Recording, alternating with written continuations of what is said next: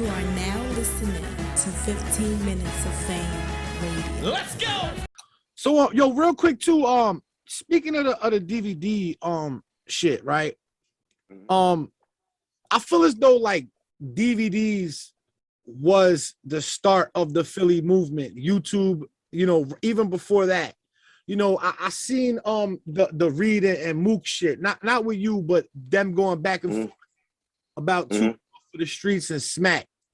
Can you talk a little? How involved were you with Too Raw for the Streets and that movement? Were you on that? And you?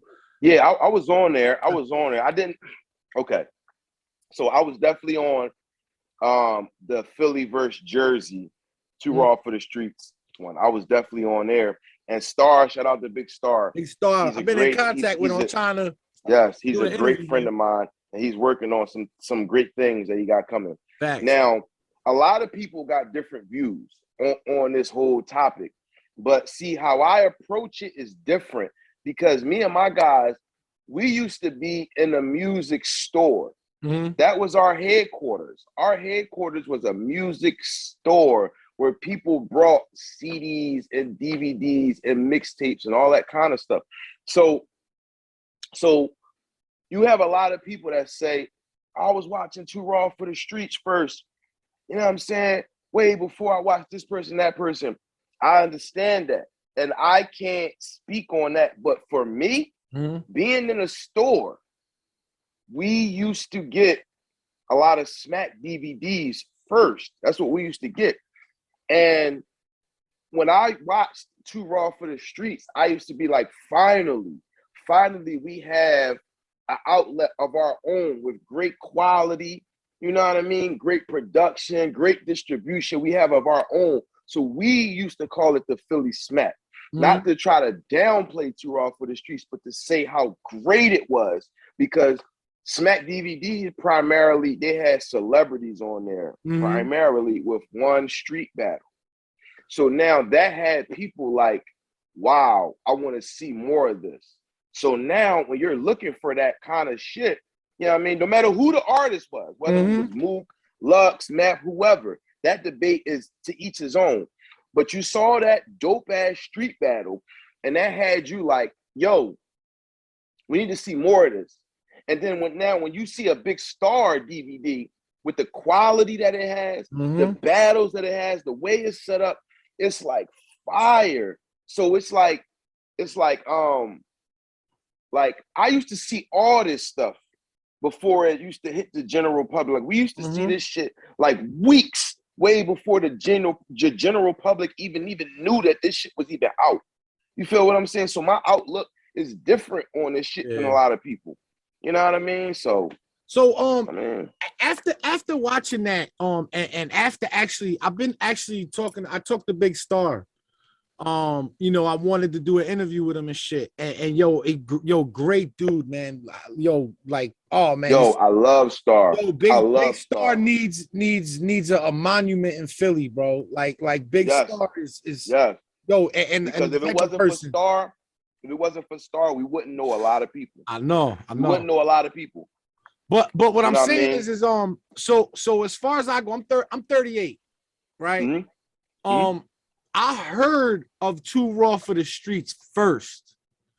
But for me, being from 10 minutes from New York, like Smack DVD was the Bible to us. And I never thought about it until you just said something about the celebrity thing. Smack was shooting street videos of known celebrities. So I felt like that was a little bit more worldwide. But Big Star had the streets. It was more raw, and it was focused on guys who weren't signed, who was from the streets, who was young fucking pups at the time that are. That's what I'm saying. That's what I'm saying. Rappers. Listen. We used to be getting the smacks first, right? Whereas a DVD full of celebrities, full of Jeezy, all these type of people. Now we get a DVD that's full of relatively unknown artists, unknown street artists. And that DVD was blowing Smack out the water. This is what people don't understand when I be saying this. You gotta understand. Smack, we used to get the smacks like because he had a better distribution than Star. Facts. So maybe Too Raw for the Streets was out prior, but Smack's distribution was better. Different. Smack was everywhere. It was different. So we were getting the smacks first. But when we got the Too Raw for the Streets, they blew the smacks out of the water, which is a testament to the talent of the artists that were on those DVDs and the production and the way the way Star put it together. Because sales wise, in our store, man, we used to sell 5 Too Raw for the Streets for every 1 smack. Wow. This is in Philly though, too, right? This is in Philly. Okay. And this is in Philly in our store. Now it's different stores in Philly, they might stay different. Yeah. But in our store, people was coming in, yo, I need that new Too Raw for the Streets. Mm-hmm. And maybe they say, let me get that smack too. But they coming in there for that Too Raw for the Streets. See that's how we was for the smack. You know, we used to yo, hit the bootleg spot like, yo, with a new smack. So I definitely get it, man. Yep. And I want to make clear too, after speaking to Big Star, like he totally doesn't care who was first, who was more impactful.